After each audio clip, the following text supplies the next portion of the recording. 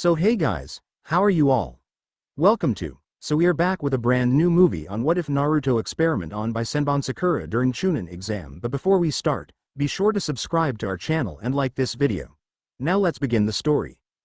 Naruto wiped the sweat from his forehead as the last shadow clone disappeared.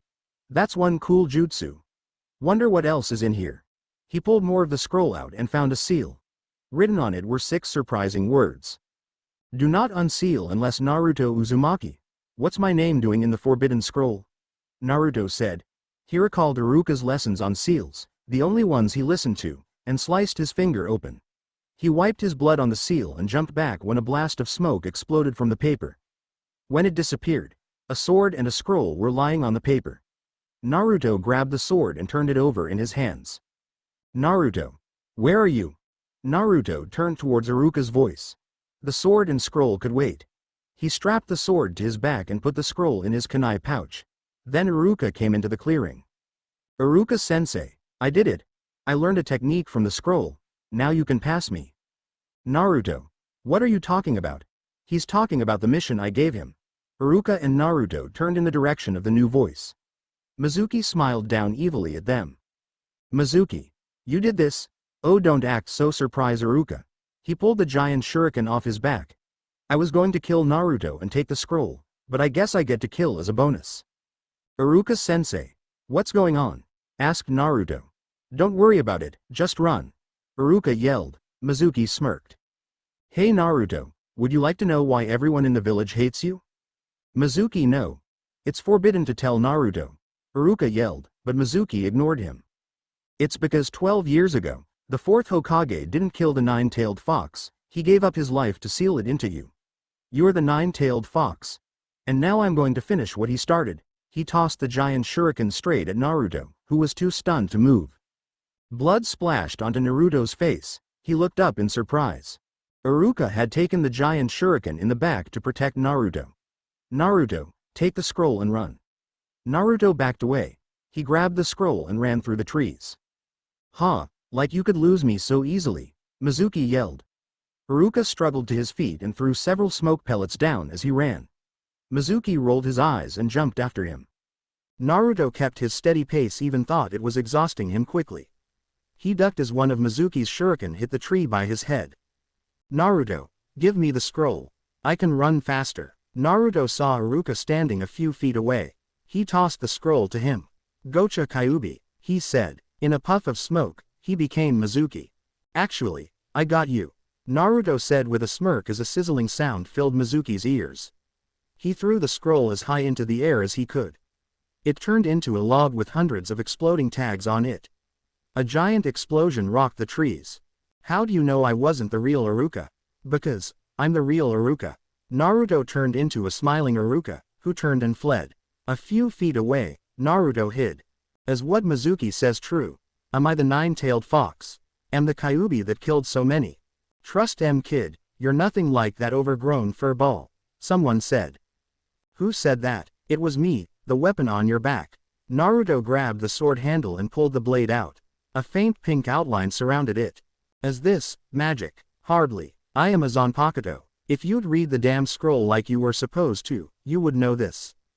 I was preoccupied by the giant shuriken flying towards me. Like I haven't heard that one before. Look, the point is, that Mizuki guy is gonna kill you.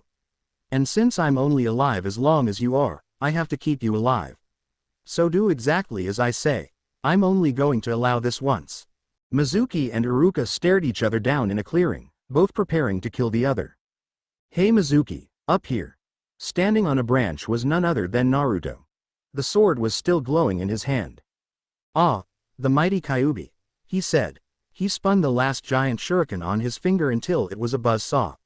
He pulled it back and started to throw it when Naruto moved his fingers into a hand sign. You hurt Iruka-sensei. Now I'm gonna have to kill you. A blast of chakra filled the clearing, highlighting Naruto in dark pink. 1,000 copies of Naruto formed around them, in the trees, on the ground, and some in the air. They all raised their swords so they were vertical in front of their faces. Scatter, Senbonzakura, they said as one. The swords dissolved into pink cherry blossoms. Mizuki saw them and burst out laughing. What are you going to do, drown me in cherry blossoms? Up in the trees, a lone man stared in amazement. His single eye was wide in surprise. That's the sword Sensei couldn't get to work. How can his kid do it? Naruto 1,000,000 Cherry Blossom Barrage. The cherry blossoms started to swirl around the clearing. All the trees they touched were cut apart. Then they spread into 20 small lanes and shot towards Mizuki. The screaming lasted 3 full seconds, then what was left of Mizuki was dead. Naruto sat in front of the Hokage the next morning. Now Naruto, give me back that sword and we can be done with it. No, Naruto minus. Senbonzakura will only work for me, and it was in a seal addressed to me so it's mine by right. Sarutobi sighed and put some tobacco in his pipe. Naruto, it's a sword, not a person. He's a living being trapped in the sword. And because of him, I was able to kill Mizuki. Naruto shuddered at the memory. Seeing what was left of Mizuki was horrifying and he'd been awake for several hours, trying not to sleep to keep the nightmares away. I'll tell you what, Naruto. I'll give you a month to prove the sword is alive, and if not, you give it back. Naruto nodded and stood up. Oh, and can I ask for one more thing? What is it? Could you buy me some new clothes? This orange jumpsuit is not really suited for being a ninja. The Hokage chuckled and he tossed a huge wad of bills to Naruto.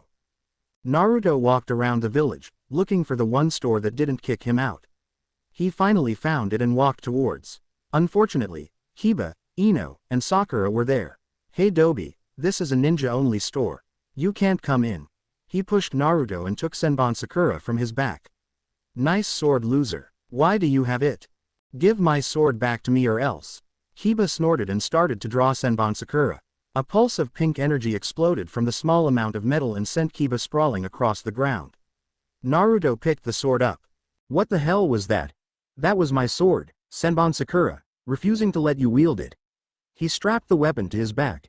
And in case you haven't noticed, I am a ninja. He pointed at the headband Iruka had given him after he had stopped shaking the night before. He walked into the store, kicking Kiba in the side as he went. Ino and Sakura stared in surprise as Naruto went in. Hey metalhead, where are you? Right here, Blondie. Someone yelled. Naruto ducked as a girl in a pink shirt and blue pants with her hair in 2 buns flew over his head. She landed on the ground. When did you get a sword? Last night. He told her about finding the weapon in the scroll and what happened to Mizuki. And you killed Mizuki? Naruto gulped and nodded, right as his classmates, Sasuke, Kiba, Sakura, Ino, Shino, Choji, Hinata, and Shikamaru, came through the door. I didn't really kill him, so much as brutalize his body. The Hokage has made that area off limits. They're still trying to find all the pieces of his body. You have got to be kidding me. Naruto turned towards Kiba. You can't even make a clone, let alone kill a Chunin. Can't make clone, can I? They all turned around to see 10 Narutos standing behind them. They stared in shock as one of them walked up to Kiba, looked him in the eyes, and slammed a fist into his stomach. Kiba's breath hitched. My clones are substantial and much more powerful than your illusions. The clones disappeared and Naruto turned back to the girl. So, Tenten, I need a new outfit. Can you help me out? Finally, Naruto glared at Tenten. Don't be too excited, it's only a new outfit. Tenten smiled and grabbed his arm, hauling him away. The other new genin stared in shock. 30 minutes later, Naruto walked out of the store, waving goodbye to Tenten. Everyone stopped what they were doing and stared. Naruto had a pair of black cameo pants and a black shirt with a trench coat the color of dried blood on. The inside of his coat had 8 scrolls, 4 on each side, of sword styles and techniques. His sandals had been replaced by steel-toed boots and Senbonzakura hung at his side. He walked down the street to the academy, counting all the money he had left. He tucked it away and walked up the stairs to his classroom. Everyone stared as he came in. Sorry I'm late, Iruka-sensei, I had to get some new clothes. No problem, Naruto. You're just in time. Team 7 will be Naruto Uzumaki, Sasuke Uchiha, and Sakura Haruno. Everyone looked around. Speaking of Sakura, where is she? Suddenly, there was a knock on the door. Iruka. The door opened and the Hokage came in. I'm sorry to inform you that Sakura Haruno will not be with us anymore. Her parents have pulled her out. The new member of the team will be a girl named Soifun. Also, I need Naruto Uzumaki. I have some people here to see him. Naruto stood up and walked out of the classroom. Sarutobi led him down the hall and up a flight of stairs to a conference room. When he went inside, 3 people were sitting in chairs. These are friends of your parents. My parents? We met your father when he found your sword, said one sitting off to Naruto's left. She had a pair of black pants and shirt, with a white jacket on. Her black hair came down in 2 braids to a sword hanging horizontally across her waistline. She was his height as well. The next person was a guy, and he sat in the middle of the 2 females. He had a white and green striped hat that showed blonde hair. He wore a green jacket and a pair of wooden sandals. He had a cane lying across his lap. The final woman had long purple hair. She wore an orange long-sleeve shirt and black pants. The main thing Naruto noticed was she had huge boobs. Who are you people? I'm Soifun, said the first woman. I'm Kazuki Urahara, but you can call me Mr. Hat and Clogs, said the man, pulling out a green fan and waving it in front of his face. And I'm Yuruichi, said the final woman. So why are you guys here? Naruto asked. It isn't obvious, said Urahara. He pulled a sword out of his cane. Scream, Benihime. The small sword changed into a new weapon and back to the small sword, which he slid back into the cane. We're here to train you. Us and a few friends. Read the scroll that came with the weapon and ask Soifun will take you to us. They all stood up as one. Now you 2 get back to class and wait for your sensei, said Yuruchi. The Hokage and Mr. Hat and Clogs all burst into laughter, leaving Soifun and Naruto confused. I guess follow me, Soifun. She crossed her arms and tilted her head arrogantly. Yeah, whatever, blondie. Naruto glared at her. Oh great, she's an arrogant prick. Naruto led Soifun down to the classroom, where only Sasuke was waiting now. Where did everyone go? Their senseis came and took them away. Who's she? I'm Soifun, your new teammate. And where's our sensei? 2 hours later, Sasuke and Naruto laughed silently and capped the black markers.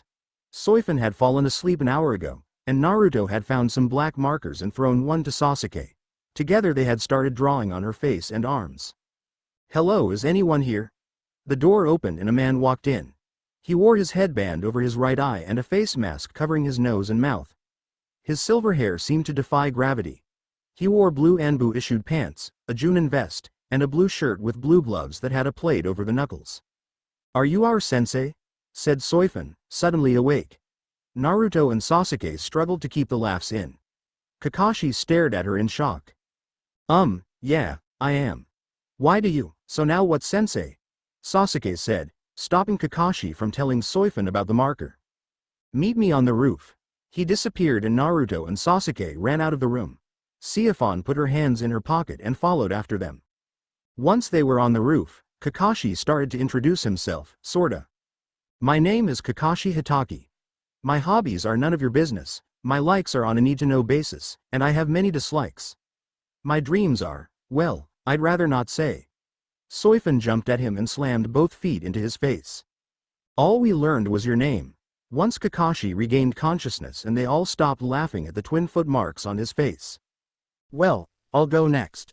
My name is Naruto Uzumaki. My hobbies are training, being with my friends, and playing pranks. My likes are ramen, training, and recently swords. My dislikes are arrogant pricks, fangirls, and perverts. My dream is to be Hokage.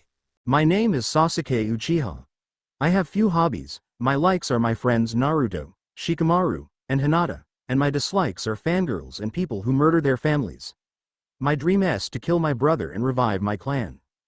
In that order? Naruto asked. What did you mean, in that order? Well, your brother was an Anbu captain at your age. Wouldn't it be smarter to revive your clan first with a strong wife and then go kill him? That way, should you fail, your clan will survive and you'll have reinforcements. Sasuke looked at him in stunned silence. Soifun cleared her throat. My name is Soifun, she said impatiently. I have no hobbies. My likes are my teacher Yuruichi, and training. My dislikes are idiots who enjoy fighting way too much and fat people. My dream is to see my teacher come back to the throne from which she was pushed from. They all stared at her. Well, said Kakashi as he stood up and stretched out his arms. Meet me at training ground 47 tomorrow at 8. Oh, and don't eat breakfast. Then he disappeared in a burst of smoke. Naruto opened the door to his apartment. He found a man in there with a knife in his hand. Naruto sighed. Dai Kyuubi filth. He yelled. He ran at Naruto. Slish. Naruto pulled the sword out of the man's stomach and flicked the blood off of the metal. He jumped onto his bed and pulled out the scroll that had come with Senbonzakura. Dear Naruto, this is your father. My name is Minato Namikaze, and you are my firstborn son. Your mother, Kushina Uzumaki, and I, are both watching over you as you read the Forbidden Scroll. We are in a place called Soul Society, where the dead go, but down to the point. The sword I sent you is called Senbonzakura. I think you can activate Senbonzakura, even though I couldn't. This sword is very special because the captain of the 6th squad of the 13 court guard squads, Byakuya Kuchiki, is Tei Previo's owner. He fell during a great war that ravaged Soul Society and sent Senbonzakura to me with a scroll similar to this. Senbonzakura has a special ability that allows it to change form into 1,000 small blades that catch any light and look like cherry blossoms. This is called its Shikia. Senbonzakura will instruct you on how to reach this soon. After Shikia, there is a form called Bankai, the most powerful form of a Zanpakuto. A Zanpakuto is the official name for one of the swords you now wield. Senbonzakura has a Bankai like no other. At one point before my death, Senbonzakura activated its Shikai for me when I had 3,000 shadow clones battling with me. Every single one of the Senbonzakura my clones had also activated Shikai. I talked to Senbonzakura after the battle and he said that that wasn't even an eighth of the amount of power his Bankai has. At the bottom of the scroll is a storage seal containing several scrolls on Shikai and Bankai. I've asked my friend Kazuki Urahara, former captain of the 12th squad, Yuruichi, former captain of the 2nd squad, and Soifun, current captain of the 2nd squad, to come to Konoha and train you. Urahara will help you reach Shikai, Yuruichi Bankai, and Soifun will teach you in sword fighting, Kido, and Taijutsu. We both will always love you, Naruto, and by now, you probably know that I sealed Kyuubi into you. I had no way to defeat the beast, and you were the only child I could use that would survive. The village has scorned you instead of acknowledging how much of a hero you were to them. But I have no doubts you'll prove them wrong. Love, Mom and Dad. Naruto wiped the single tear off of his cheek. He unrolled the scroll to the seals and wiped his blood on them. 4 scrolls came out of the first one. Out of the second one came a large scroll that said, Uzumaki Clan Scroll, and from the final seal came an equally large scroll with the words, Namikaze Clan Scroll, and 2 smaller scrolls that said, Flying Thunder God Technique, and Rasengan. He sealed all of them but a scroll that said, Gaining Shikai, back up and put the scroll away. Looking up at the ceiling, he said, Mom, Dad, thank you so much. Then he unrolled the scroll he kept and started to read. 2 hours later, Naruto put the finished scroll back in the seal. He stood up, stretched his muscles and out of the village as fast as he could. About 10 minutes outside the village, the 3 people he was looking for landed on the dirt road in front of him. I read the scroll. And I want you to teach me Shikai. Soifun snorted. It takes a maximum of 3 days for Urahara's Shikai training to work.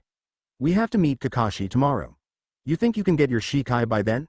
And there's no way of know if the weapon's any good. I activated Shikai once before and the sword's name is Senbonzakura. Besides, I can get Shikai quickly and easily. I have to if I'm gonna be Hokage. They all looked at each other. Yuruichi nodded and disappeared. Someone chopped the back of Naruto's neck and he hit the ground. 30 minutes later, Naruto groaned as he woke up. He was in some kind of rocky terrain. Where am I? You're under a candy shop, of course. Naruto rolled backwards onto his feet and pulled out his sword. Kazuki waved his hands in front of his face. Just relax. This is my secret training ground. Am I gonna learn Shikai or what? Urahara smiled and tapped the ground with his cane. A giant hole opened under Naruto and he plummeted to the ground. Soifun jumped in after him with a smile. She punched him in the rib cage and a chain appeared on his chest. From the top of the hole, Urahara said, When your chain is destroyed, if you haven't unlocked Shikai then we destroy you. Then small gay mouths appeared on the end of the chain.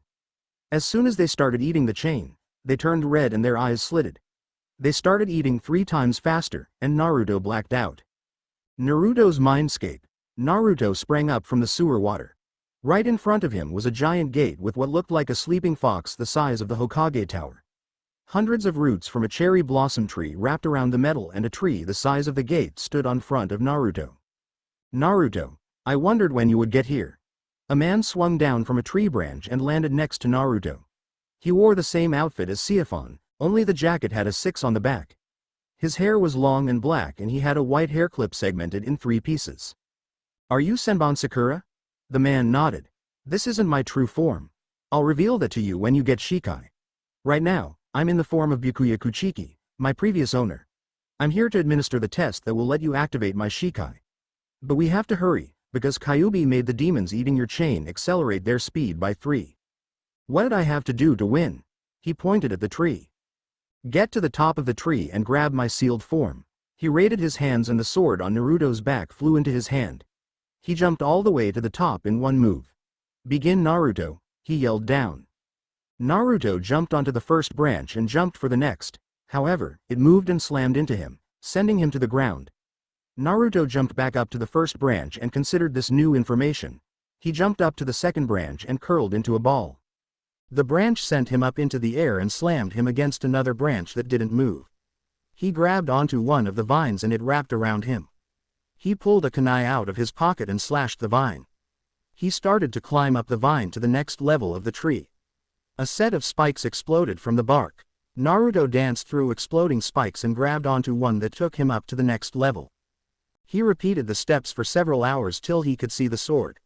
He started for it when the branches formed into a dragon and rushed him. He ducked under the dragon and jumped for the blade.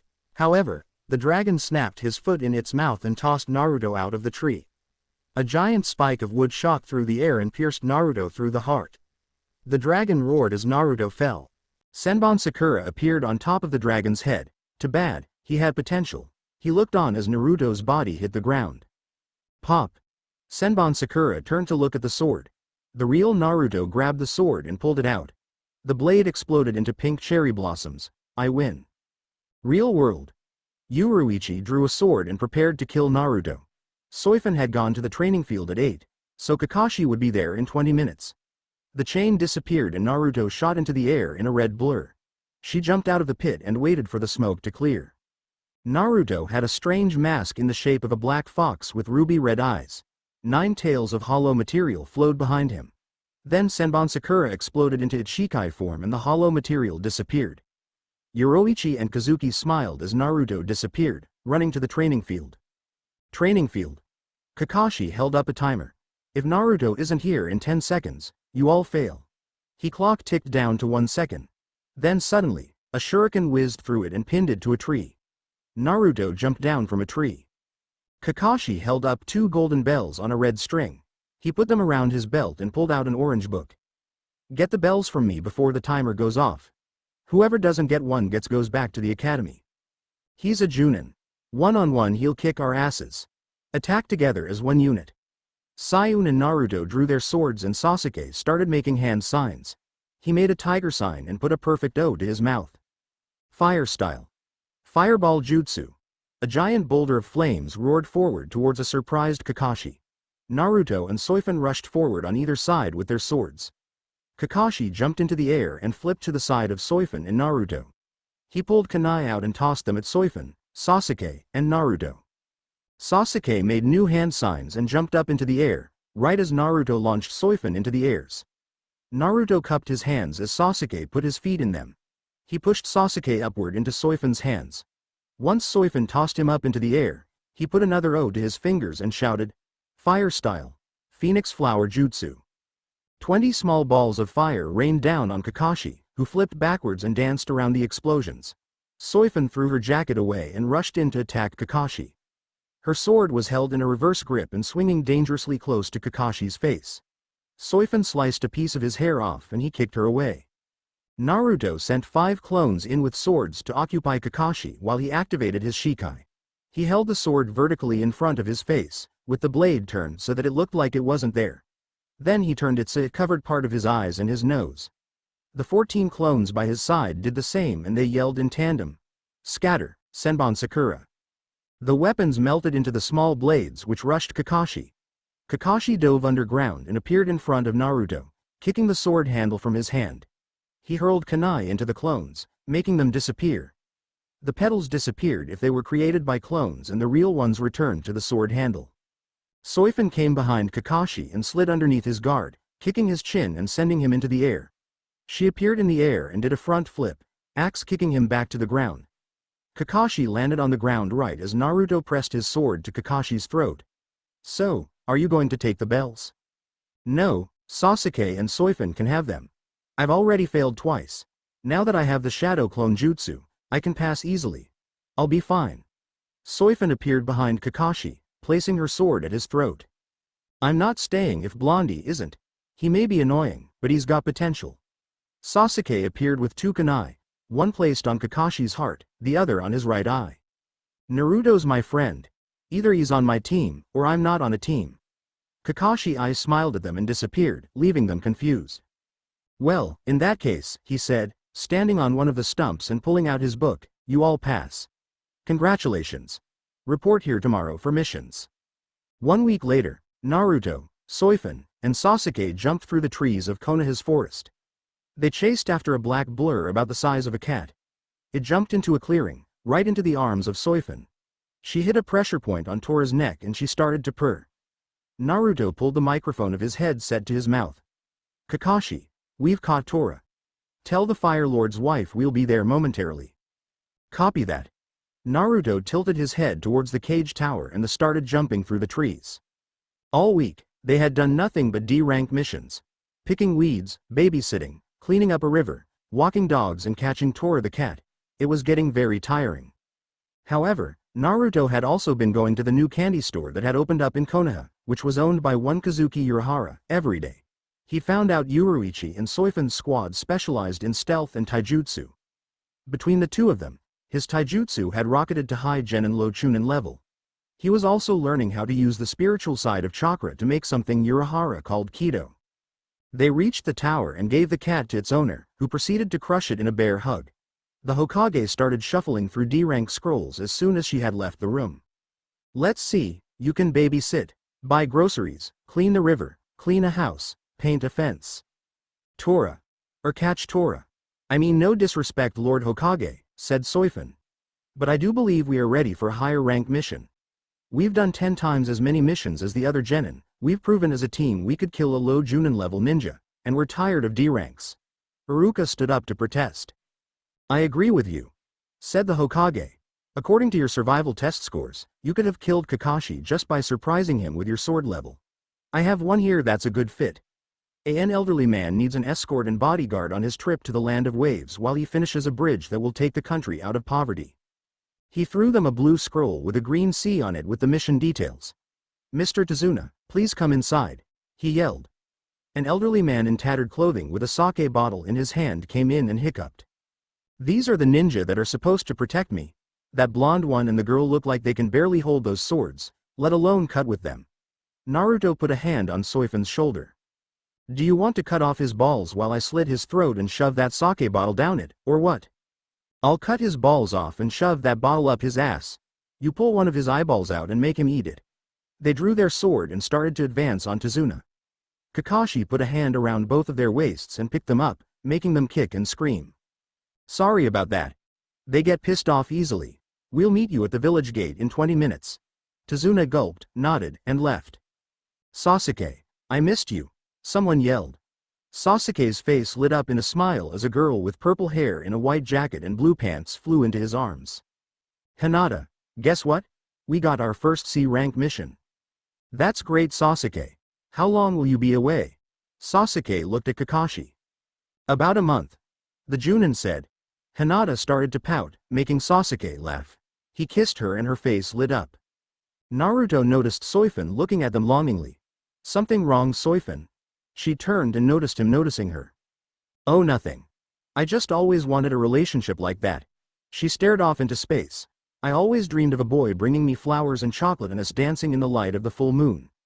Naruto rolled his eyes, but on the inside, he noted to buy flowers and chocolate. Soifin was at times annoying, but she was starting to mellow out. Not to mention she had a smoking hot body. Okay, Team 7, go pack your bags and we'll be off. Soifin and Naruto jumped out of the tower and onto a roof. Together they ran towards Urahara's shop.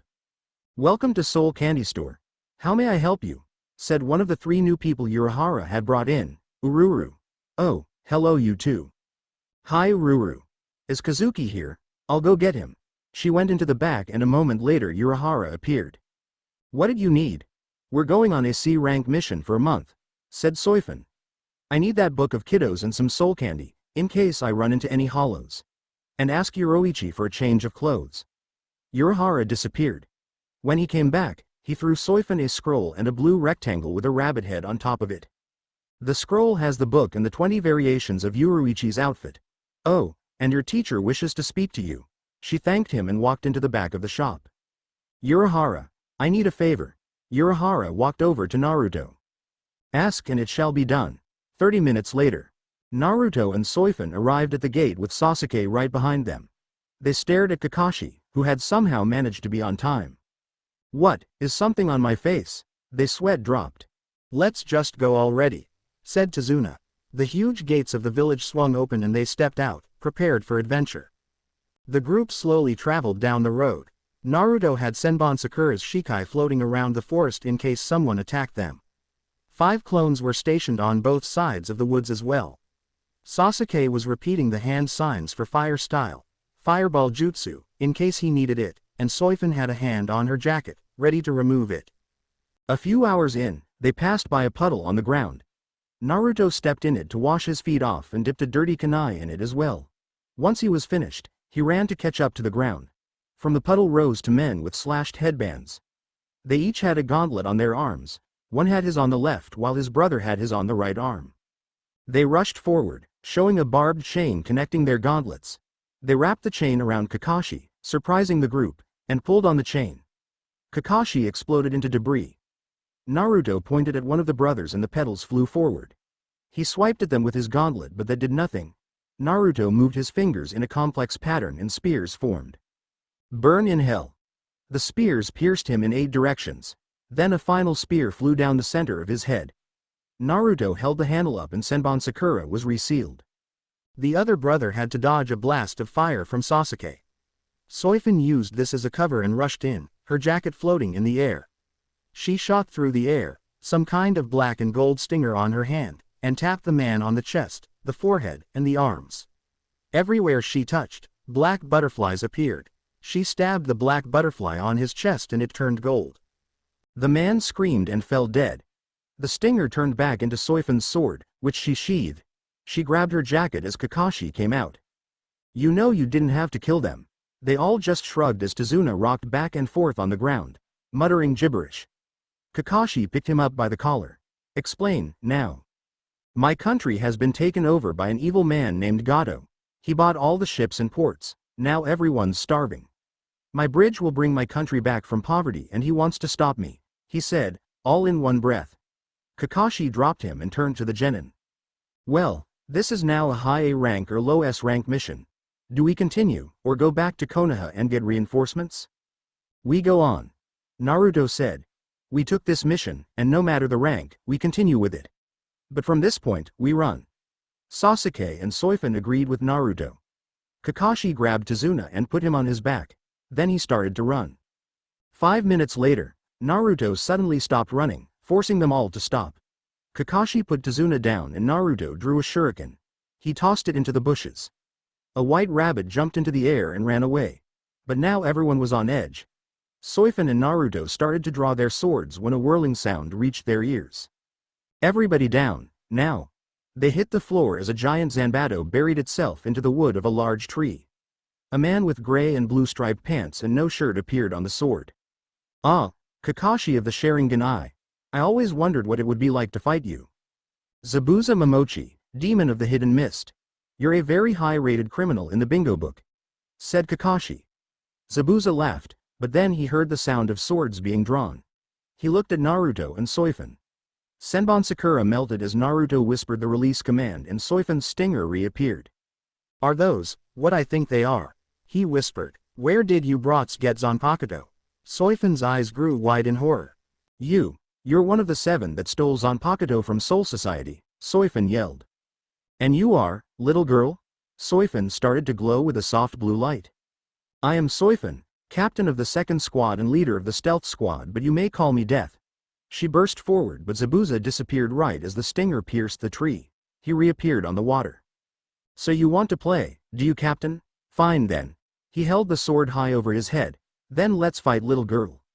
A spiral of dark green energy swirled around the sword. Soifin started to rise into the air as lightning crashed around them. A dark mist floated in and made visibility limited. Soifin flew into the mist. Several explosions of light started to show through the fog. Each time, a silhouette of Soifin striking Zabuza's sword was revealed. Kakashi started to make a set of hand seals as clones of Naruto guarded Tizuna. Wind style. Heavenly gust. Kakashi exhaled and a green wind started to expand around him. The mist started to evaporate as the green wind started to expand around them. Soon they could follow Soifin and Zabuza's fight. Soifin did a roll into the air above Zabuza and grabbed the wrist of her right hand with her left.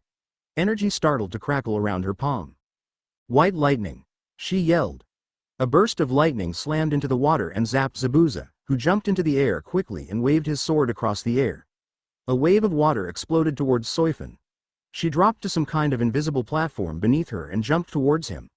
Her stinger hit his arm, but he grabbed her and threw her as far away as possible. She skidded to a stop next to Naruto.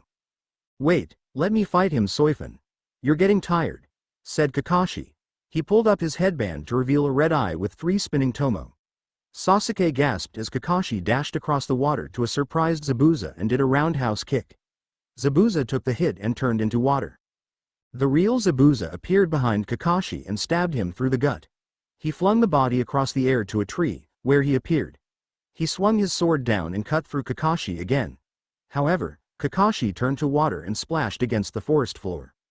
Kakashi placed both feet on top of Zabuza's back and pushed him down into the water. Zabuza skid across the blue to a stop. He jumped back quickly as a ball of lightning flew from Kakashi's hand. "Not bad, Kakashi. Your reputation precedes you. But I was having more fun with the brat." Kakashi smiled and started making hand signs. Zabuza was doing the exact same hand signs in time with Kakashi. Water style. They yelled together. Water dragon jutsu. 2 huge reptilian beasts flowed into the air and attacked each other. They exploded into water and momentarily blocked Kakashi and Zabuza from view. When they could be seen again, Kakashi had pulled a dagger out of some hidden pocket. A white chakra flowed around it. The dagger was pushing Zabuza steadily backwards to the point that he was almost past the shoreline.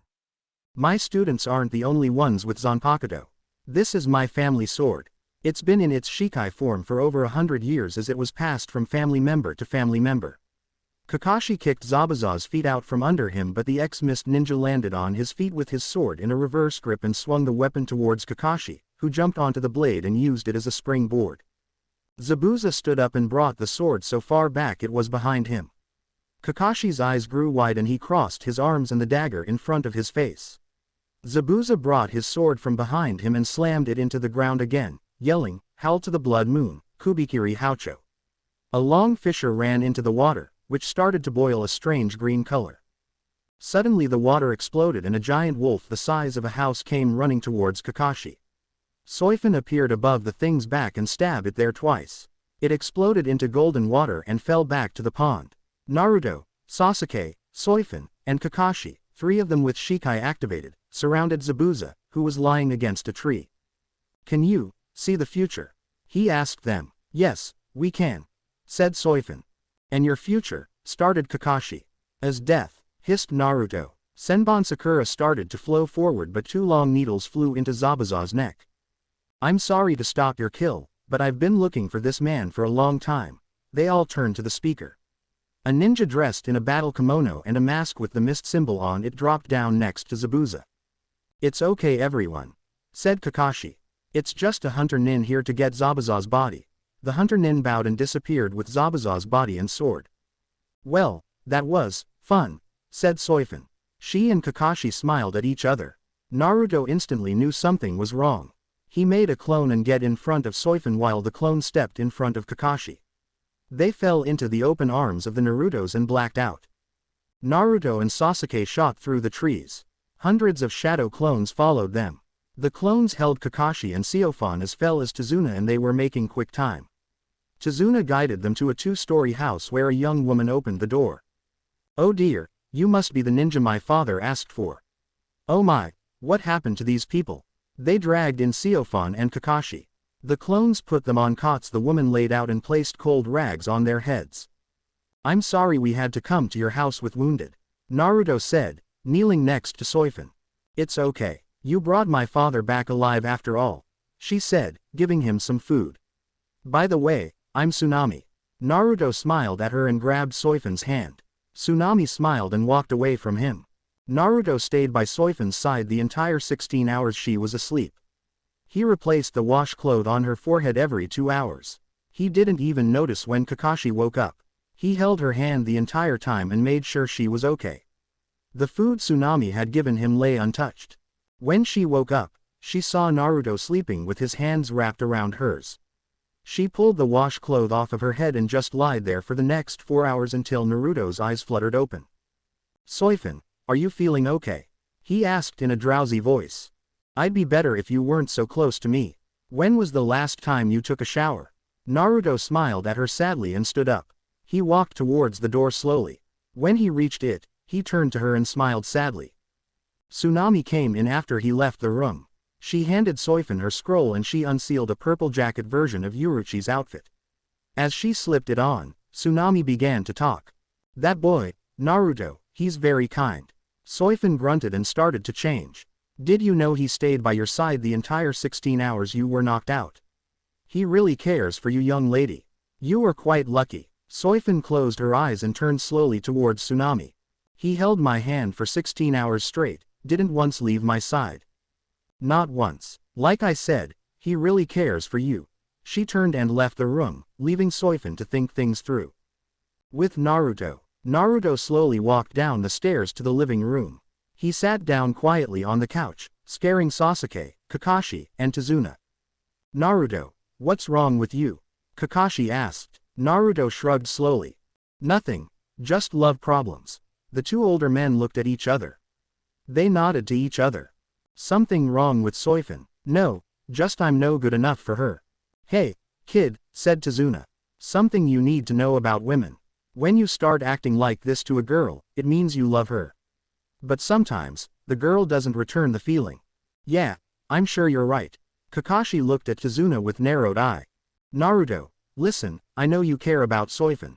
Care about her. Kakashi-sensei, I would go find Zabuza and jam that oversized sword through my face if it would only make her happy. She's everything to me and I'm nothing to her. Up on the stairs, Soifin stopped right before they could see her in the shadows. Naruto, you really care about her. Enough to give up my life and soul. Soifin waited for a minute of silence to pass. Then she walked down the stairs. Naruto, could I talk to you outside? Sure, I could take a little more pain. They walked outside the house to the tree line. Naruto, I want to ask you something serious. Naruto sighed and rolled his wrist to continue. Naruto, do you love me?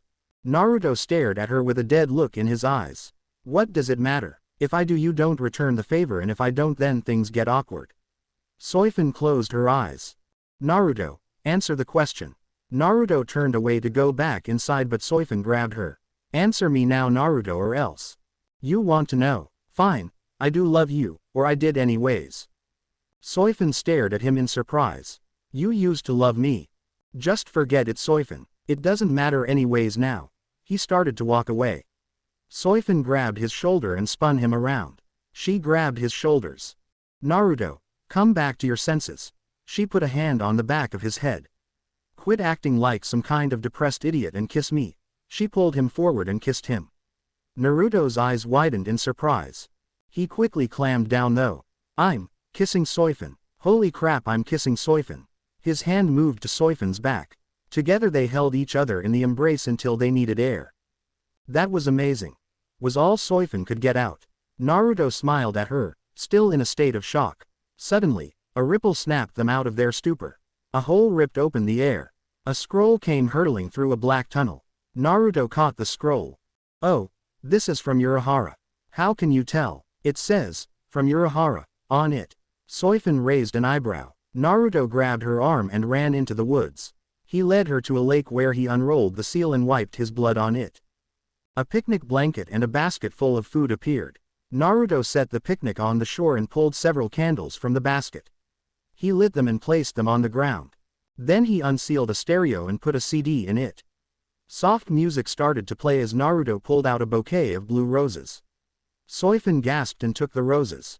Naruto smiled and unsealed a dark blue dress. He handed it to Soifin and covered his eyes. When he uncovered them, she spun in the dress. Naruto whistled. You look amazing, Soifin. Thank you, Naruto. She laughed. Naruto put his hands on her waist as the music changed. The full moon came out from behind the clouds as they danced on the shoreline. When Soifin and Naruto came back, they were both smiling and holding hands. Kakashi cleared his throat as they started to head up the stairs. We need to have a team meeting. Soifin and Naruto turned around and moved to the couch. Kakashi put down his chopsticks and cleared his throat. Naruto got impatient and asked, Zabuza's still alive, isn't he? Yeah, how do you know? He shrugged. I remember 4 lessons Iruka-sensei taught that caught my attention. One was seals, another creating your own jutsu, the Hunter Nin Core was another, and the final was the 4th Hokage. But you would know all about him, right, Kakashi-sensei? Kakashi and Naruto met eyes and a message was sent between them. I know the truth. Soifin looked back and forth between Naruto and Kakashi. What's Naruto talking about, Kakashi? The 4th was my sensei. Naturally I knew a lot about him. Soifin nodded and leaned in closer to Naruto. Then he knows how crappy your dad's jokes are, she muttered.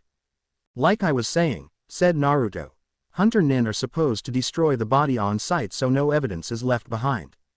But that Hunter Nin took the body away, Sasuke said in astonishment. Kakashi nodded and pointed to the place where the needles went into Zabuza's throat. A Hunter Nin rarely uses Senbon. The only reason they would is if they want to bring the ninja back to the village for interrogation. Hunter Nin have an extensive knowledge of the human body. When the needles went into Zabuza's throat, they gave him the appearance of death. In other words, Naruto said, this isn't over, not by a long shot. Because of this, tomorrow I will start giving you special training. But until then, we need to learn as much as we can about the battle skills of our teammates. Soifin, you go first. Okay, I'm a stealth and close-range fighter. I can use a sword to great degree as well. My Zanpakuto is called Suzumaki. It creates butterfly-shaped crests called a hornet's crest that when stabbed twice will instantly kill the person it was placed on. I can also theoretically neutralize any poison with my own. I also can use an attack style called Shunko which combines the spiritual part of chakra and taijutsu. Kakashi wrote all the information down on a pad and motioned for Naruto to go. They all listed their skills and started to plan strategies for the battle to come. Next day in the woods, Kakashi limped into the thicket of trees with his genin right behind him. Okay you guys, here's the deal. As a Chunin, Zabuza has great chakra control. It's the way he's able to lift that giant-ass sword so easily. So I'm going to start teaching you chakra control exercises. He walked over to a tree and placed one of his crutches on it. He started to climb up the tree trunk until he hung upside down from a branch. He threw 3 kunai into the ground at their feet. The trick is to focus your chakra to your feet. Too little you'll slip off, too much the tree will explode beneath you. He walked back down the trunk as the 3 genin picked up the kunai. They all closed their eyes and focused their chakra. Naruto was the first to move. He dashed up the wood 10 feet before slashing the bark and falling back down. Sasuke followed him up and got the same height. Soifin was the last to move. She ran past Sasuke and Naruto and shot all the way up the tree to the top and ran back down. Thanks to my Shunko training I have perfect control of the spiritual half of my chakra. Mastering the physical half is no problem, she said as she walked away. Naruto and Sasuke stared in surprise as she simply walked through the woods to the house. Zabuza was lying in bed, still healing, when Gato walked in. You idiot, how could you lose to a bunch of brats? Haku stood up as Gato stomped his feet like a child. I should just kill you and get someone stronger. He reached for Zabuza's face but Haku grabbed his arm and pulled quickly. Snap! Gato screamed as his arm broke. The 2 bodyguards behind Gato reached for their swords but Haku already held them at their necks. Leave this place, before I kill you all. Ice crept down the blades at amazing speeds. Haku dropped the weapons and they shattered. The men hurried out of the house as Haku reached for the sword handle by her waist. Haku, that was idiotic, said Zabuza. Haku rolled her eyes and threw him a set of pills. He swallowed them and passed out. Haku let her hair down, put on a normal kimono, and grabbed a basket to go pick some herbs. Naruto's eyes slowly opened. I must have fallen asleep after training last night. He slowly used his elbows to push himself up and sat there, looking over all the flowers. He started to stand up when he heard a crunch. He jumped into the air and landed on a tree branch. A girl walked into the clearing. She started picking herbs. Naruto jumped to the ground, scaring her. Sorry, didn't mean to scare you. I'm Naruto Uzumaki. The girl smiled. Hi Naruto, I'm Haku. She picked some more herbs. Do you need any help, Haku? Sure. It usually takes about an hour for me to pick them by myself. Naruto crossed his fingers and 30 clones appeared. Well, show me what you need to find. 5 minutes later. The clones disappeared as Haku put her basket on a branch. She and Naruto sat on the ground. So, what are you doing all the way out here? I mean, this is a pretty far away from the village. This is the only place certain herbs I need are, and I have to heal my father after all. Oh, I see. And is Zabuza recovering well from our fight? Haku stiffened. She jumped back and pulled a set of senbon from her sleeves. How did you know I was talking about Zabuza? I wasn't certain, but you sounded so much like the hunter Nin who took Zabuza's body away. Naruto picked up the basket and brought it to her. You haven't attacked me, so I don't need to fight you. Just make sure Zabuza's ready for the coming fight. He turned away as Haku put the senbon away. They both turned away, with a new friend and a new dread of the coming battle. Everyone sat at the table. The ninja were talking about strategy when suddenly the little boy, Inari, stood up and yelled. Why do you fight? Gato will always win, and ran to his room. What's wrong with him? Said Naruto, eating some more food. It's a long story, replied Tazuna, but you might as well hear it, seeing as you have to put up with his bad mood. There was once a fisherman by the name of Kaiza, who came to the land of waves in his travels. He saved Inari from a bunch of bullies and eventually became a father figure to him. He even helped save the city from a major flood, and after that, he became a hero. He brought hope to the people and united them as one, but Gato and his men saw him as a threat. So what did they do? They accused him of being a terrorist and publicly executed him. A collective gasp could be heard around the room. Yeah, it was a very sad day for our village. Especially for Inari. His father had died when he was only a baby, so when Kaiza came into his life, he was so happy. Kaiza taught Inari what it was to be a man, and to fight for what was right. But when he died, Inari changed. He turned from the once happy-go-lucky boy he used to be, to the sad and hopeless boy you now see today. An awkward silence filled the room, until Naruto pushed back his seat and walked away. They watched him make his way down the hall before knocking on Inari's door. Go away, came his muffled shout. Naruto stood rooted to the spot. Reaching his hand up, he knocked again. I said go away, shouted Inari, ripping the door open. He glared at Naruto, who only glared back. You're a coward, said Naruto icily. Kaiza would be ashamed of you. What the hell are you talking about? You don't even live here. My father would be proud of me. I'm alive and I follow the rules. I don't cause trouble for Gato and his men, and most of all, I don't get into things I can't handle. Unlike you, who shows up not knowing a thing and expects to win in a fight against Gato. You'll just end up dead. Before he could say another word, or before anyone could stop Naruto, the blonde backhanded the young boy across the face. At least I fight for what I know is right. At least I fight to protect those who can't protect themselves. At least I do something. Unlike you, who sits around all day crying like a baby, thinking you're the only person in the world who has to suffer. Inari stared at him, rubbing his cheek with tears in his eyes. He opened and closed his mouth, looking much like a fish without water. He tried to say something, his words coming out as incoherent stuttering. Cry baby, Naruto scoffed harshly, turning around and walking away. He passed by the dining table, sending an apologetic look towards Tazuna and Tsunami before he walked out the door and into the night. Naruto walked into the house the next morning. He had a huge leather-bound book under his arm which he sealed into a scroll. He put the scroll back in Soifan's room and grabbed a new set of clothes. He took a shower and walked out, feeling completely refreshed. He smoothed out the clothes Urahara had given him. He was wearing a black shirt with long sleeves with a golden outline of a cherry blossom tree on it. A white jacket similar to the one Soifan wore hung on his back, only the kanji on the back of hers had a 2 and his had a 6. Thought when he asked Urahara, he just laughed. He wore a pair of black cameo pants with his sword strapped to his back. Someone whistled behind him. He turned on his heel and almost drew his sword. He rolled his eyes and turned away to go downstairs while Soifan laughed. You look good, Naruto, she said. Sure I do. You do. Where'd you get that jacket though? He sat down on the couch and bit into an apple. It came with the clothes. Urahara sealed them in a scroll for me before I left. I'm not a big fan of it though. That jacket belongs to former Captain Byakuya Kuchiki, Senbonzakura's last owner. The apple dropped to the floor. Naruto remembered the man Senbonzakura had taken the form of in his head. He stood up and went to his room.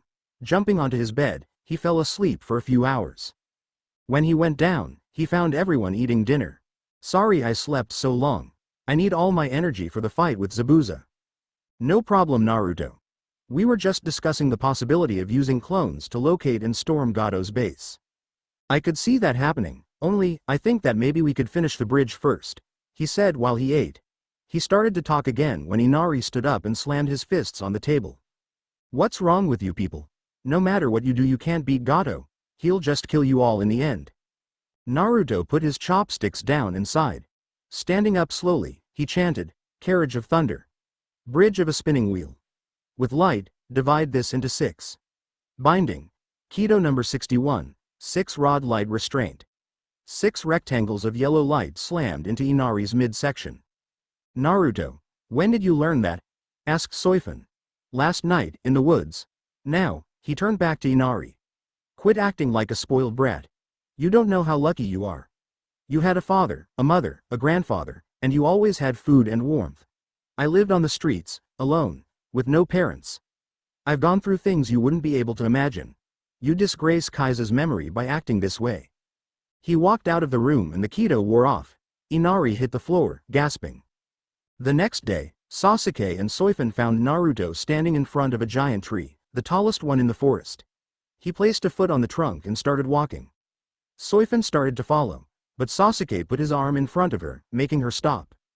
It's okay. He's going to be okay. Naruto slowly climbed to the top of the tree and perched on the tip of the tree. Sasuke and Soifun appeared on the branches on either side of him. Naruto, is everything okay? Soifun asked. No, everything is definitely not all right. He held up a black scroll. I just got this from a man named Sosuke Aizen. He's kidnapped my mother and father. Soifun ripped the scroll out of Naruto's hand and opened it up to see the message. Dear new wielder of Senbonzakura, my name is Sosuke Aizen. I am the ruler of the Hollows and a former captain of Soul Society. I noticed your power when you gained your Shikai. I want you in my personal army. To make sure you have no choice but to say yes, I've kidnapped the souls of Minato Namikaze and Kushina Uzumaki. 17 days after I send you this scroll, I will send an ambassador to take you to my kingdom. At that time, you will either come with me, or you will be killed. Sincerely yours, Sosuke Aizen. She closed the scroll as Naruto jumped down. He landed so hard, his feet cracked the ground open. I have to find some way to save them. I've never met my parents before and I won't lose them twice. He turned towards Soifun. I want you to fight with me every day till I can beat you. Naruto, that's a little extreme, don't you think? I have to save my parents, he yelled at her. I'm going to train my Kido, he said, marching into the woods. Naruto ran through the woods until he came to the clearing where he met Haku. He grabbed his right wrist with his left hand. Mask of blood and flesh, all creation, flutter of wings, ye who bears the name of man. On the wall of blue flame, inscribe a twin lotus. In the abyss of conflagration, wait at the far heavens. Hakudo number 66, twin lotus blue fire, crashed down. A giant orb of blue fire exploded out of his palm, followed by a second. They swirled together into a drill of energy that exploded against the trunk of a tree. Hakudo number 99, black coffin. A black energy swirled around the charred trunk of the tree and formed into a black rectangular prism. Several spears of energy plunged into the prism. The coffin disappeared to show hundreds of holes in the bark. Naruto spent the next few hours firing Kido into the surrounding area. By the time he was done, the only thing left was a giant crater full of ash and burnt tree trunks. Next morning, Naruto floated into the house on a cloud of pink cherry blossoms. Kakashi caught him as he fell to the ground. Senbonzakura reformed and slid itself into its sheath. Sasuke, help me put Naruto upstairs. When he wakes up he'll come to the bridge. They put him on the cot in his room. Then they left, heading towards the bridge. They talked with each other excitedly, since the bridge would be finished today. Soifun said she wanted to learn some new techniques from Yoruichi. Sasuke was going to study some new fire-style jutsu, and Kakashi was gonna buy the new Icha Icha Paradise book. Hey, where did this mist come from? Tazuna asked them right before they reached the end of the bridge. That was their only warning. Gato's bodyguards walked up to Tazuna's house with their new swords drawn. The larger one kicked the door down. Tsunami screamed. "Is she the one we're looking for?" The one who kicked the door down, the one with no shirt, asked. "Yeah, she's Tazuna's daughter," the one in the coat said. "They gagged her quickly and tied her up." On the stairs, Inari shook with fear. They were gonna take his mom away and he couldn't do anything. Then Naruto's words came back to him. He ground his teeth together and jumped towards them, screaming a battle cry. Upstairs, Naruto's ears twitched. He stood up and grabbed his sword and left the room. The two bodyguards turned as Inari shot towards them. The shirtless one grabbed Inari by his neck and slammed him into the floor so hard cracks started to run out from where he landed. He gasped for air as the two men laughed. "Can we kill him?" the one who had grabbed him asked. Gato said, "We only need one hostage. Go ahead and slice the brat up." The larger man brought his sword down in a deadly arc towards Inari. "You dumb asses," someone said, "need to quiet down." Naruto walked down the stairs, Senbonzakura held in the hand at his side. The sword started to melt into 1,000 cherry blossoms. "I was trying to sleep. Now I have to kill you, and when I do that, I'll never get to sleep." The petals slammed into the two men and threw them out of the house. The petals sliced open the ropes holding Tsunami. Naruto walked outside and reformed his sword. He raised his sword and brought it down quickly. The men barely had a chance to scream. Soifun drew her sword. "Sting them to death, Suzumaki." The sword glowed white and shrunk down. The energy wrapped around her right wrist and formed a gold gauntlet with a small chain linking to a large, thick stinger on Soifun's middle finger that was twice as long as her finger. She threw her jacket off, revealing a new outfit. It was a black pair of pants connected to a shirt with no sleeves or back. Kakashi pulled up his headband and Sasuke pulled out a set of kunai. Zabuza's sword impacted the bridge, sending smoke up. When it disappeared, Zabuza's sword was sticking up out of the ground. Zabuza and the hunter Nin were standing on either side of the handle. They both stepped down together. The hunter Nin pulled out several senbon, and Zabuza ripped his sword from the ground. Kakashi drew his dagger and looked at Sasuke. "Protect Tazuna. You don't stand a chance against someone with a Zanpakuto." Sasuke wrapped his hands around the kunai handles. "I used to be the strongest genin. Now because I don't have a stupid sword, I'm stuck with guard duty." Soifun and Kakashi rushed forward. Soifun stabbed the stringer towards Haku, who pulled a sword from her sash and blocked the stringer. Soifun raised an eyebrow and jumped back, turning Suzumaki back into a sword. Kakashi and Zabuza clashed with each other, a white energy clashing against a dark green energy. Kakashi's sword flashed and grew to an average sword size. He jumped up in the air as the sword formed into a white rectangular light. "My Zanpakuto revealed his name to me. Now, shoot to kill, Shinso." The blade turned a bright white color and the blade extended, slamming into Zabuza's blade. Haku and Soifun clashed quickly, blades igniting sparks in the mist. The scrap of metal against metal echoed all around the bridge as they dashed past each other. The only evidence of their passing was the sudden explosion of sparks and the strange wind as they ran by. Sasuke closed his eyes and threw both kunai into the mist. Its sword passed the faces of Haku and Kakashi. They all stopped fighting for a moment and stared at Sasuke. "I used to be the strongest, I used to be the fastest, I used to be the greatest of all genin, and now, I'm below Naruto, the class Dobi. I won't let this happen. I can't let the Uchiha name be disgraced." He opened his eyes to reveal a Sharingan with two Tomo in one eye and one in the other. They started to spin quickly as a red energy surrounded him. A giant dragon formed out of the aura and roared loudly. He rushed forward, towards a surprised Haku, and jumped into the air, slamming a roundhouse kick into the girl's stomach and sending her sprawling to the ground. She shot backwards and pushed herself into the air. She twirled the sword she had around in her hand and it started glow and lengthen into a crystalline cross between a trident and a G. Taste the wrath of Nejibana. A blast of water exploded from the weapon but it flowed around Sasuke, as if propelled by the red energy. Sasuke jumped at her, pulling his fist back as he did so. He threw the fist forward so fast that it would have cracked open Haku's skull. Would have been the operative phrase here. Instead, Haku used Nejibana to shoot herself into the air and started forming one-handed seals. She blasted water into the air and yelled, "Secret technique. Rain of 1,000,000 deadly ice needles." The water split apart into small drops that instantly froze and formed into small needles of ice. She pointed at Sasuke and the needles shot towards him. They impacted against the red energy and melted instantly, but they seemed to do a little damage because Sasuke's body shook like he could feel the needles. Haku spun in a huge circle, making water swirl around her. She dropped to the ground and formed one-handed seals quickly. Secret technique. Demonic ice mirrors. The water exploded around them, forming 100 mirrors. Haku jumped into one of them and they started to spin. Sasuke, if we want to win, we're gonna have to work together, Soifun said. Sasuke grumbled something incoherent and jumped forward, slashing the sword of energy against the spinning mirrors. He was propelled backwards into Soifun.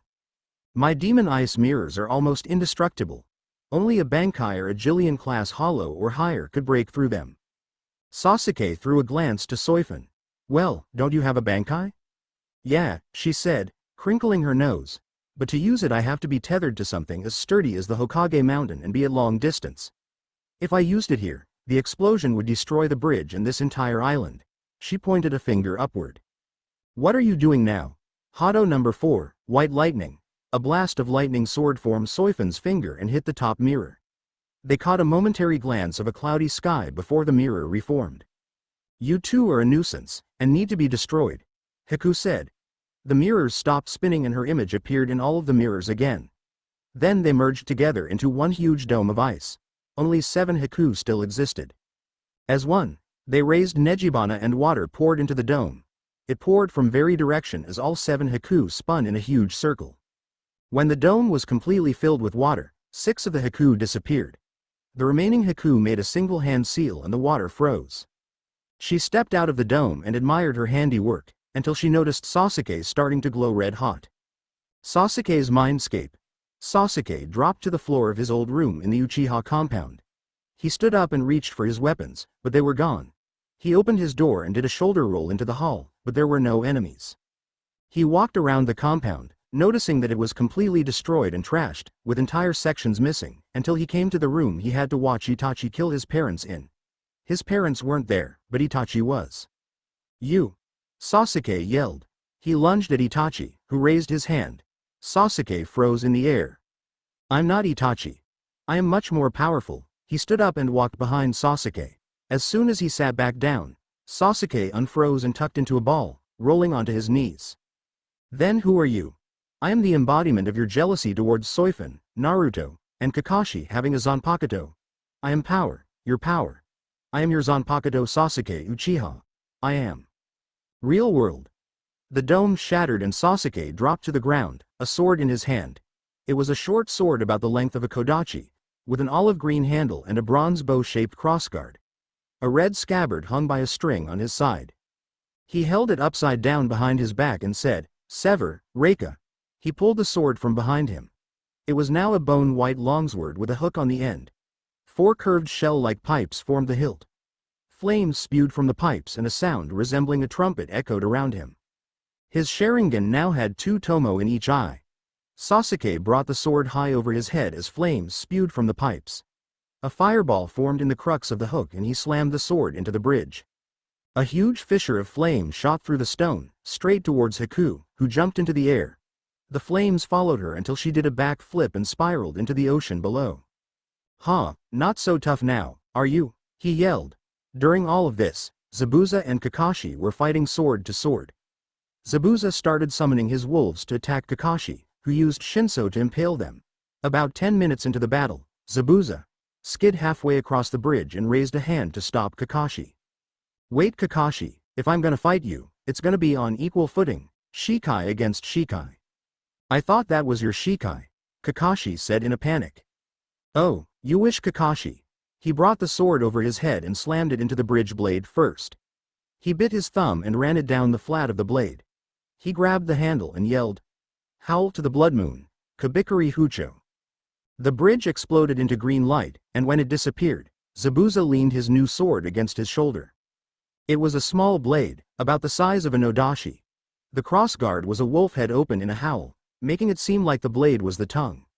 The blade was completely dark green, except for a small circle at the end of the blade in the shape of a moon the color of fresh blood.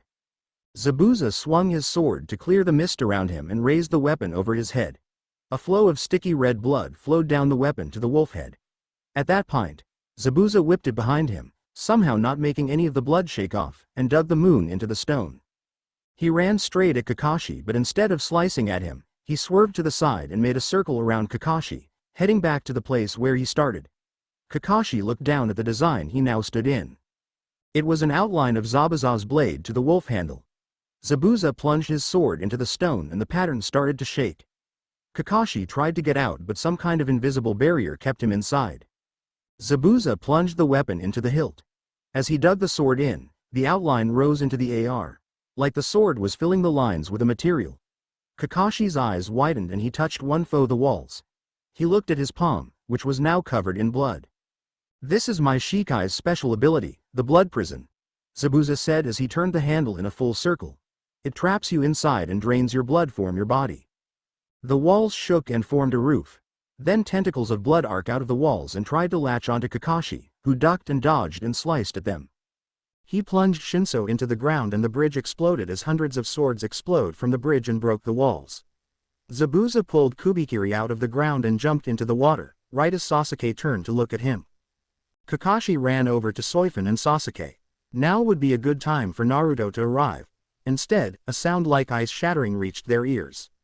Kakashi made several clones to guard a frightened Tazuna while a giant hand of water grabbed onto the bridge, using it to haul itself out of the ocean.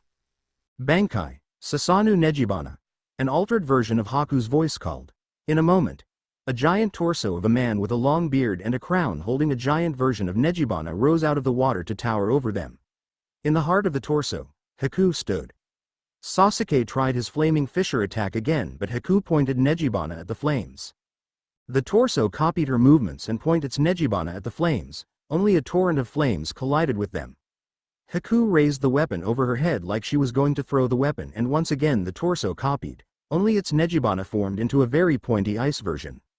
The Nejibana plunged towards Kakashi, Sasuke and Soifun. They all closed their eyes and waited for death. Soifun, in her fear, whispered, "Naruto." The pain never reached them. They opened their eyes to see the Nejibana redrawing, half of it melting and shooting back to the creature. Naruto was walking towards them as cherry blossom petals floated back onto the sword. Naruto looked at the torso. "Haku, calm down," she waved her head back and forth. The head opened its mouth and roared, "No," in the altered voice. Naruto shook his head and started to chant. "Disintegrate, you black dog of Rondinini. Look upon yourself with horror and then claw out your own throat. Binding Keto number 9, hit." A blast of red light engulfed the torso and paralyzed it. Senbonzakura flew high over Naruto's head and shot towards the torso. However, it exploded into water as a figure dashed through it, taking Haku with them. Zabuza rolled onto the bridge with Haku in his arms. The girl was still paralyzed. Zabuza's eyes glowed bright red and he set Haku down. He slammed his sword into the bridge and a wolf the size of a 3-story house ran forward. Soifun lunged at it, but it sent her fly backward with a slash of its claws. Naruto jumped into the air and caught her. "Soifun, are you okay?" She was extremely pale and her wound was open wide but no blood was coming out. Kakashi ran over to her. "That attack drained her of all her blood. We have to stop it." Naruto put Soifun gently on the ground and stood up. A red and black aura flowed around him. "I'm going to destroy it." A strange black and red material formed a mask in the shape of a fox head. A set of 9 red tails formed behind him. He jumped at the wolf as the material spread to cover his chest and his arms. He slammed 4 of his tails into the creature, lifting it up over his head. He pulled a clawed hand back and jammed it into the rib cage of the creature. A black orb swirled around inside his hand. A blast of energy obliterated the creature. Blood exploded everywhere, a good portion landing on Soifun, who inhaled a deep breath and started to breathe heavily. She saw Naruto and her eyes grew huge in utter surprise. "Urahara told me that the Kyuubi might mix with his Shinigami powers and turn them into hollow powers, but this isn't hollow. It's a mix of hollow and Biju, a berserker." She stood up and drew on his spiritual powers. "Soifun, stay back, or you cold get hurt," Kakashi ordered. Soifun glared at him and he closed his mouth. She turned back to Naruto. Keto number 99, Part 1, Seal. Naruto's arms shot behind him and was wrapped in a strange fabric. Metal rods formed into the fabric and bound his arms. "Let me go. I am the great Kyuubi no Kitsune," a demonic voice roared. "Damn, the fox has mixed with a hollow. I have to stop Naruto quickly. Keto number 99, Part 2, Great Seal. The fox mosque's mouth opened up and roared. Senbonzakura's shikai floated up into the air and turned completely black. First song. Halting fabric. The same material that formed around his arms wrapped Naruto's entire body up. Let me go already, the voice screamed as he forced Naruto's body to try to stare off the fabric. Second song. 100 Link's bolts. Hundreds of blades rained down on Naruto's body and made him scream. Soifin closed her eyes. Final song. A tear rolled down her cheeks. Great Seal of 10,000 Forbiddings. She wiped the tear away as a giant metal cube fell on Naruto, squashing him underneath the force. Well, that was interesting. Someone said. Everyone turned their eyes to the men at the end of the bridge. Gato and several swordsmen laughed at the end of the bridge. Now that you're all tired out, I'll just have my men here kill you. Attack, someone yelled. All the men started yelling and ran towards them. Sasuke and Kakashi both deactivated their Sharingans and tried to raise their swords, but there was no energy left. Soifin's wound started to bleed, Haku was drained of all energy, and Zabuza was barely conscious. With no way to defend themselves, they waited for their deaths to come. Only some kind being was watching over them. Snowflakes started to fall on the men. A single snowflake fluttered to the ground and flashed. All the men dropped to the ground, making it obvious that they were dead. A voice called down to them from the sky. Captain Soifin, this is quite a predicament you're in. The female captain looked into the air. A set of people dropped to the ground by them. The leader was a small kid Haori with a 10 on it, a kimono top and hakama pants. A sword was strapped on his back and his hair was spiky and white. The woman next to her had a huge chest and wore a similar outfit to the leader, with a necklace hanging around her neck and her sword hanging at her side. The next person had the same outfit, with his sword at his side, and he was completely bald.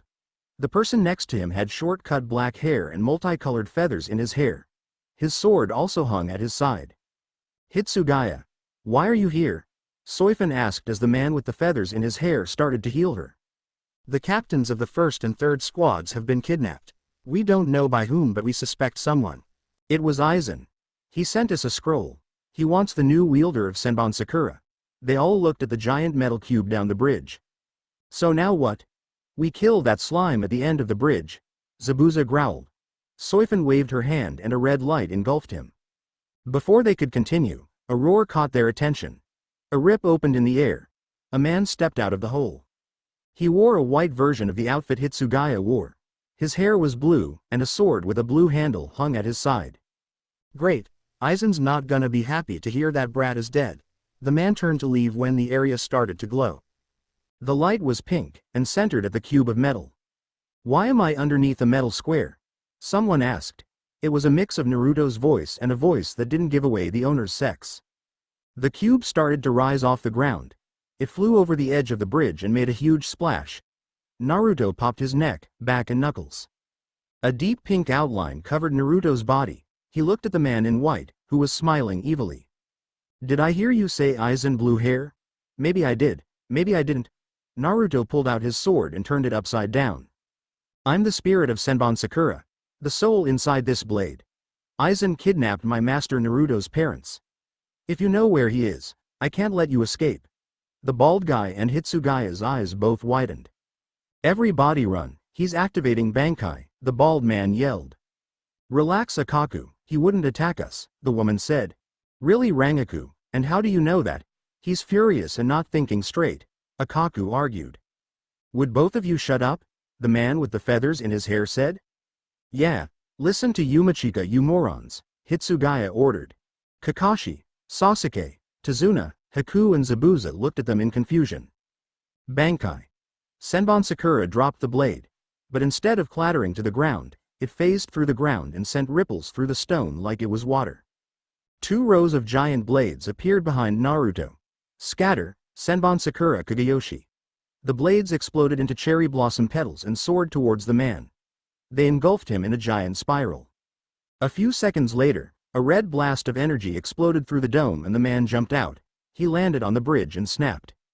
The hole he had stepped out of expanded to enormous size and thousands of masked creatures jumped out. Senbonzakura Kagayoshi flowed back around Naruto. Hollows. Destroy all Soul Reapers. A second hole opened behind the man and he stepped back into it. The creatures all jumped, ran, or swam towards Naruto, who stood there. The hollow piled on top of him. Hitsugaya, Akaku, Rangaku, and Yumachika all drew their swords, but before they could attack, the holes screamed. Spikes of cherry blossom petals shot through their backs. Hollows started to fly through the air. Naruto raised a hand in the air.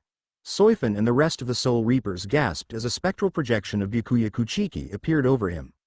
He started to move his hands around, making the petals pierce hollow and disintegrate them. In a moment, almost all of the hollow were gone. A single hollow remained. He had an elongated mouth with sharp fangs, claws, pale purple skin and armor plating covering his body. Senbonzakura Kagayoshi rose into the air and piled on top of the hollow. A scream echoed around them as the petals disappeared, taking the projection of Byakuya with them. Naruto dropped to his knees, breathing heavily. He looked over to Soifun and saw she was all right. He fell forward onto the bridge as a red and pink energy swirled around his body, healing him the end. Thanks for watching. Also remember to subscribe and like this video. See you in the next video.